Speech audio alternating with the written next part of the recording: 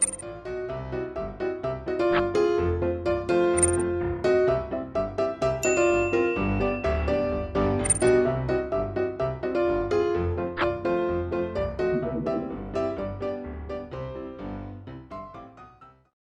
estudiantes del séptimo grado, no importa el lugar para estudiar, aprenderemos desde donde estemos. Soy Rosa, tu profe de Lengua y Literatura Castellana. El día de hoy conoceremos la parábola. Para ello veremos la definición, la estructura de la parábola, los elementos, sus características. Como propósitos para esta clase, identificar la estructura de la parábola, además de interpretar el tema del texto y reflexionar sobre la enseñanza del texto. Aquí tenemos a nuestras amigas del séptimo grado. Mira, me han regalado unas semillas de lechuga. A lo que le responde, ¡qué genial! Me recuerda a la parábola de los talentos. ¿Qué son los talentos? Es la capacidad, aptitud o habilidad natural para hacer algo.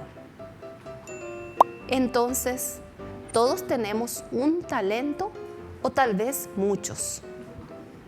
Claro. ¿Y qué es una parábola? La siguiente pregunta. ¿Sabes lo que es una parábola? Seguro tenés una idea. ¿Alguna vez escuchaste esa palabra? Hoy vamos a aclarar tus dudas. Para eso, vayamos a la definición. ¿Qué es la parábola? Es un relato figurado del cual se deriva una enseñanza relativa. Se logra a través de analogías o semejanzas. A ver un poquitito, ¿qué son las analogías?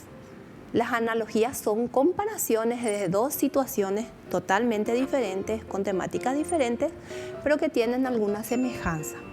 Entonces, es un relato figurado. ¿Qué significa eso?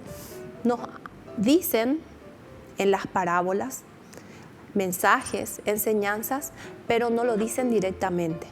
No nos dicen, por ejemplo, tenemos que ser honestos, sino que nos dan una situación parecida y que nos deja esa enseñanza. Sigamos con la clase y entenderemos mejor lo que es una parábola.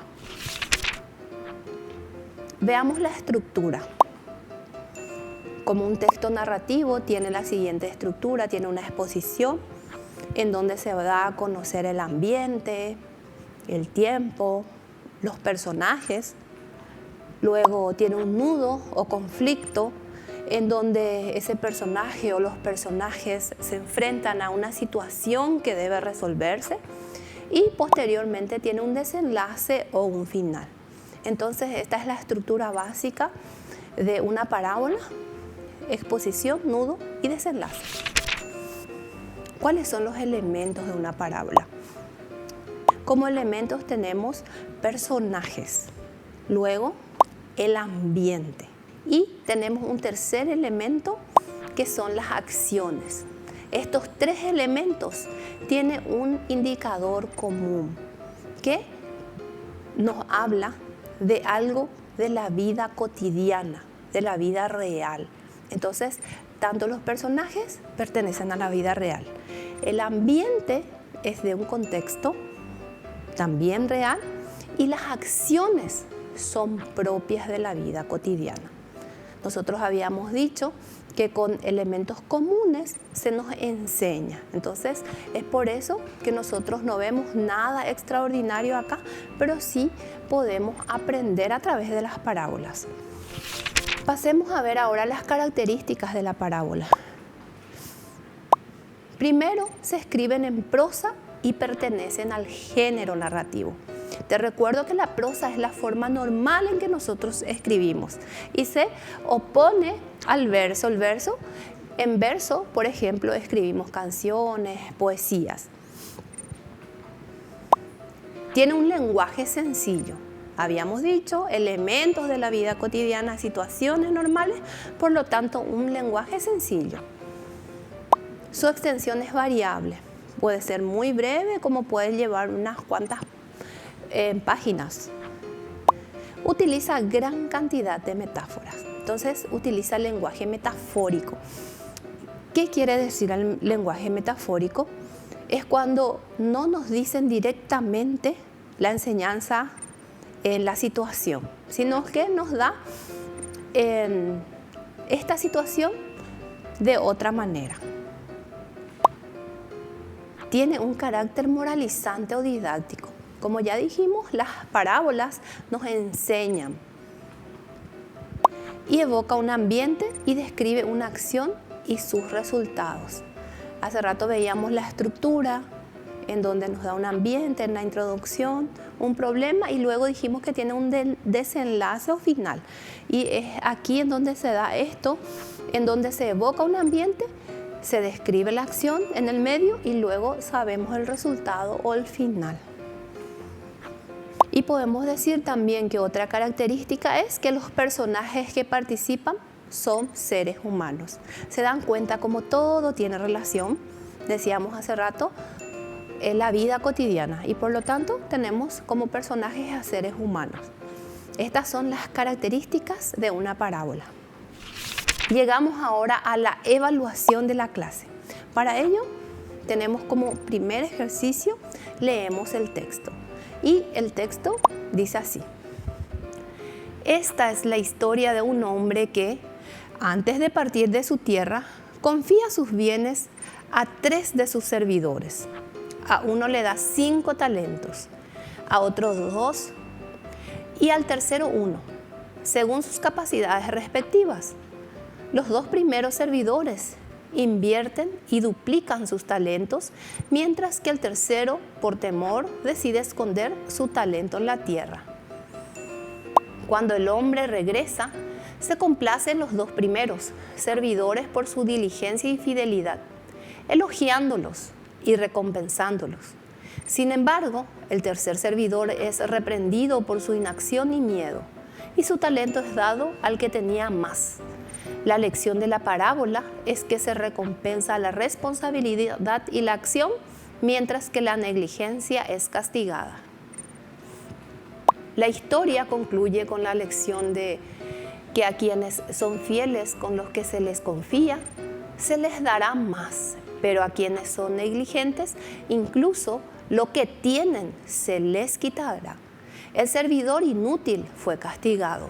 Y se enfatiza el concepto de responsabilidad y la importancia de hacer un buen uso de los dones y recursos que se nos otorgan.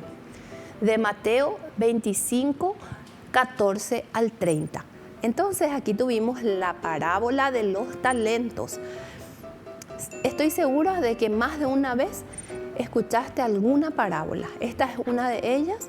Vayamos ahora a los ejercicios puntuales que nos piden. Con la ayuda del diccionario aclaramos el significado contextual de las siguientes palabras extraídas del texto. Les recuerdo que es muy importante comprender el contenido de los textos. ¿Y cómo vamos a comprender? Con la ayuda del diccionario, aclarando todas las palabras difíciles. Posteriormente las podemos utilizar en nuestras redacciones y en nuestras expresiones cotidianas. Entonces tenemos algunas palabras, la palabra talento, rechinar y pereza. Si consultamos el diccionario, vamos a encontrar que de acuerdo a su contexto, les recuerdo qué quiere decir de acuerdo a su contexto. En un diccionario buscamos, por ejemplo, la palabra talento y podemos encontrar más de una acepción, más de un significado. Pero uno es el que va con nuestra parábola. Entonces, ese significado es el que voy a escoger.